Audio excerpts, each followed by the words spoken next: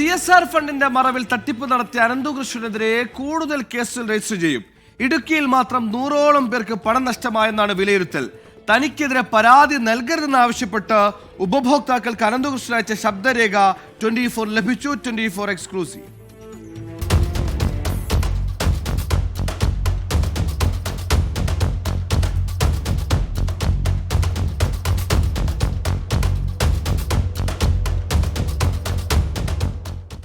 പ്രിയപ്പെട്ട ഗുണഭോക്താക്കളെ നമസ്കാരം. അനന്തകൃഷ്ണനാണ്. ഞാൻ മൂവാറ്റുപുഴ സ്റ്റേഷനിൽ ഇരുന്നാണ് ഈ വോയിസ് മെസ്സേജ് ടൈപ്പ് ചെയ്യുന്നത്.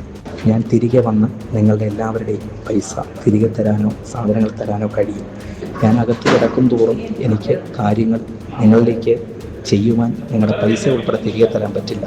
ഞാൻ പുറത്തു നിന്നെങ്കിൽ മാത്രമേ കഴിയുള്ളൂ. പിടിയിലായ ശേഷം അനന്തകൃഷ്ണൻ മൂവാറ്റുപുഴ പോലീസ് സ്റ്റേഷനിലിരുന്ന് ഉപഭോക്താക്കൾക്ക് അയച്ച ശബ്ദ സന്ദേശമാണിത്. CSR ഫണ്ടിന്റെ വരവിൽ തടസ്സം നേരിട്ടതാണ് പ്രതിസന്ധിക്ക് കാരണം. കുറച്ചു കാലത്തിന് ശേഷം എല്ലാവരുടെയും പണം നൽകും. അതുവരെ ആരും പരാതി നൽകരുതെന്നാണ് അനന്തുവിന്റെ ആവശ്യം. എന്നാൽ സംസ്ഥാനത്തുടനീളം പ്രതിക്കെതിരെ പരാതികളുണ്ട്. മൂവാറ്റുപുഴയിൽ നിന്ന് മാത്രം തട്ടിയെടുത്തത് 9 കോടി രൂപ.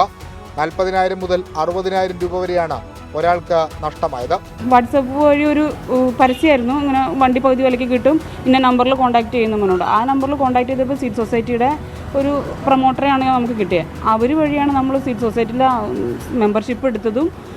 അവർ വഴിയാണ് അവരൊരു അക്കൗണ്ട് തരുക ചെയ്തത്, നമുക്ക് ഒരു അക്കൗണ്ട് നമ്പർ തരുക ചെയ്തത്. ആ അക്കൗണ്ട് നമ്പറിലേക്ക് ഇത്ര രൂപ അടയ്ക്കുമെന്ന് പറഞ്ഞു. 60,000 രൂപ അടയ്ക്കുകയും ചെയ്തത് HDFC ബാങ്കിൽ, മൂവാറ്റുപുഴ HDFC ബാങ്കിലാണ് 60,000 രൂപ അടച്ചത്.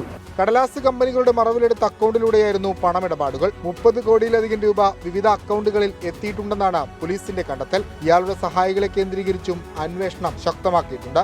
കേസിൽ കൂടുതൽ അറസ്റ്റ് ഉണ്ടാകും. വിഷ്ണു സുരേഷ്, 24, കൊച്ചി.